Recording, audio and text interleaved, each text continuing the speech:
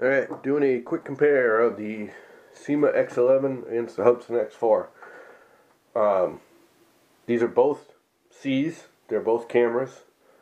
They're both supposedly 720 cameras. Let's get right into it. They come with basically the same stuff. They both have the units, the controllers, the power cable. The Hubsan comes usually with a little pry bar here for the props, so you can take the props off. With the SEMA, you have to unscrew them. They all come with a little cheap charger, a battery. The Hubsan comes with a 380 battery. The SEMA comes with, I believe this is a 250. The SEMA gets the same flight time with the 250 because it's got larger props and is gear driven. You can use the larger props because of the gear driven and much smaller motors. Therefore, it's quite a bit lighter. This is much lighter than this. I don't have a scale that's that accurate to tell you exactly how much, but it wouldn't surprise me if this is literally almost half the weight of this one. The motors are quite a bit smaller. The controller, they both have a controller. They do pretty much the same thing. The Hubsan definitely beats the SEMA in the controller. It's very programmable, does a lot of extra stuff. You can look online and on YouTube and find out all about the programming, but it's way more usable. The one thing I do like about the SEMA's controller better, and it's controller and the quad, you can actually take a video off the controller to turn the video system on and off. With the Hubsan, you got to find this little itty bitty plug right here, button, not plug. Push the button to start recording. Push it again to stop recording. This is a big minus for me, but it's still nice. The camera is actually a nicer camera. It takes a better picture, quite a bit better. Takes better video. But the thing about it is, you got to turn it on, set the thing down, fly it around, come back, turn it off. If you forget to turn it off and unplug it, video's gone. Nothing saved. If you take the card out, video's gone. With the SEMA, you can turn the video on and off, plus it'll take a picture. It's all done right here. Flips-wise, the SEMA does flips much easier. For setting the gyros, the SEMA is much easier. With the Hubsan, you have to bring it down and to the right, and then flip this thing back and forth, and the lights blink, and your gyros are set. With this one, you just bring them both down and to the right. It'll blink a few times, all set. Also resetting, if you play with the trims. Excuse me. If you play with the trims at all, this one you have to go through a bunch of steps to reset the controller. I can't even remember exactly what it is to reset all your trims to 0. With this one, all you do is hold this left button, turn the power on. Controller's reset. All your trims are reset to 0. The other big thing is with the SEMA, you actually get this little reader. It's very cheap. Honestly, it's not bad. I've yet to get a bad read error or anything out of it. I have lots of other little readers, and I've often gotten a read error. You also get the actual card with it. Now, it's only a little 4 gigabyte.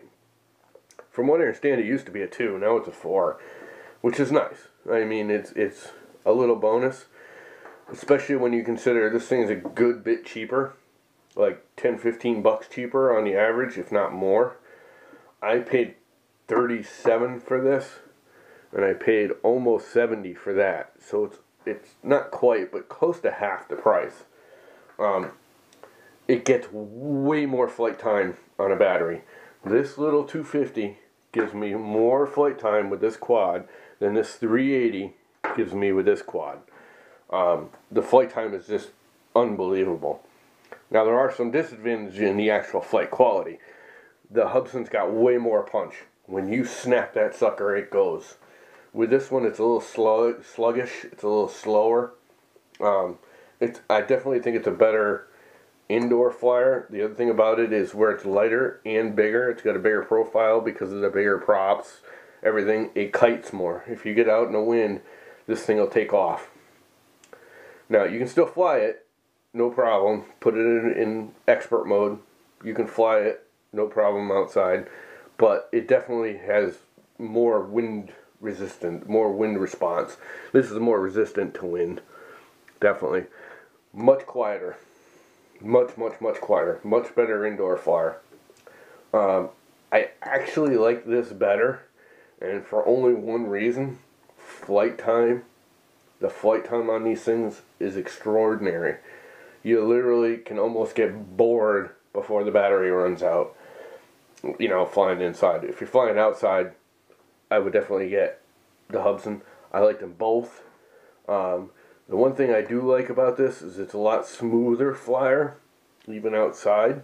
So if you were to video, personally my choice, if I were doing video and I wanted one of these for a video, I would buy the non-camera version of this, buy a camera module from one of these, and install it in one of these. The non-camera version has the exact same body, and all the holes are pre-cut, and they match up to the Hubsan's camera module, so it would mount right in there without an issue.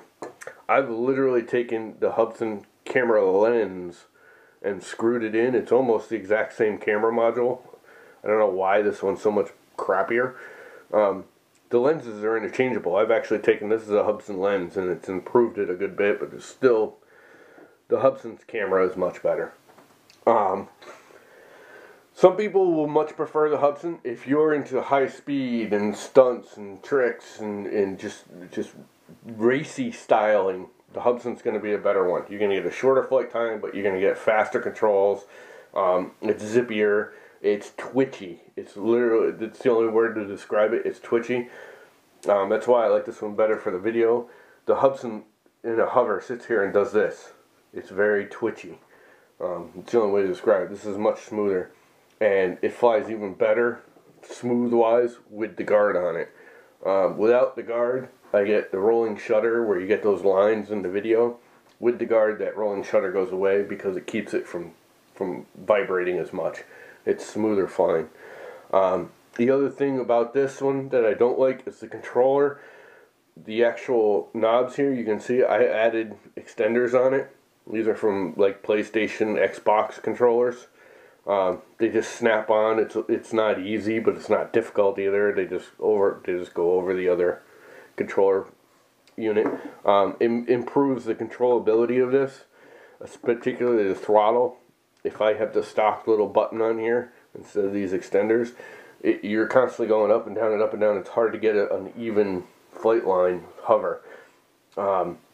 With these on, it's a lot easier because you've literally extended the height. So when you adjust it back and forth, it's more precise. Other than that, they're both great. Either one of them, you're not going to be disappointed. You're going to have a blast. The one big other major thing I like about this one, over this one, the SEMAs, I have yet to have an issue with the motors. With the Hubsan, just about every time you crash, particularly for a beginner, the guard will move up. Now, a lot of people say don't use the guard. That's fine if you're outside, indoors. Use the guard. Can't tell you how many pictures there are of people cutting their noses and stuff because they don't know what they're doing and they don't have the guard on and the blade comes up and chops your nose. If you get it in your eye, you could lose an eyeball. It's really not good. Use the guard indoors. Please, just use it. But when you crash, the guard can slide off the motors. The props can pop off. And the big thing that I really dislike about this is the motor, if you crash wrong, the motor impacts and pushes the little bushing that actually holds the motor drive shaft in place. And it makes it so the motor won't spin anymore. And you could do, there's a little squeezy thing. If you look online, you could take pliers and squeeze it and fix the motor, or you can replace the motor. But I've gone through so many motors with this.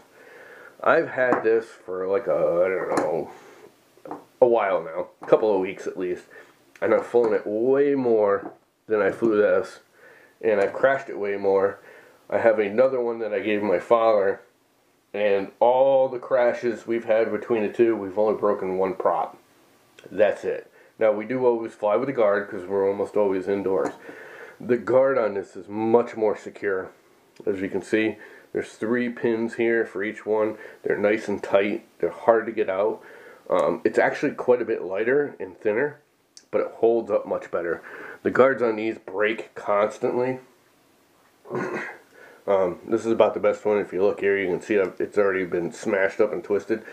They just snap very easily. They're almost too stiff. They're almost too rugged. Where this is a lot lighter and flimsier. It'll take the impact and it flexes. It doesn't break, which is nice. Again, this is probably a better quadcopter for a strictly beginner or first time person. This one's a little better if you want zippy, if you know the person really wants high speed, wants this thing to go crazy, radical. Neither one of them, again, I don't think I'd buy either one of them again with the camera built in. I think I would buy this without the camera, get a camera module for this, and mount it in this, because that camera module is better. There's newer models coming out now anyways that have like 5 megapixel cameras that are even better, so you might want to look into that. But other than that, they're both good. My choice is the SEMA, but it's really tight. Again, it's your choice. This is going to be a little floatier. This is a little zippier. Longer flight times. Much shorter flight times. But much faster. Way more parts available for this too. This doesn't have much modding parts. And you know, you can see I already have a clear blade on here. And bright orange guard. It's your choice. The controller is much more programmable. It's a little confusing if you don't know what you're doing with it. I highly recommend going on YouTube and searching for the Hudson controller, or TX, and learning how to program this, because it can really help you. This really doesn't have any programmability. The one big flight thing about this is it flips easier. But anyways, they're both good. I was going to do some flight videos, but it's way too windy outside, and my room's too dirty for inside.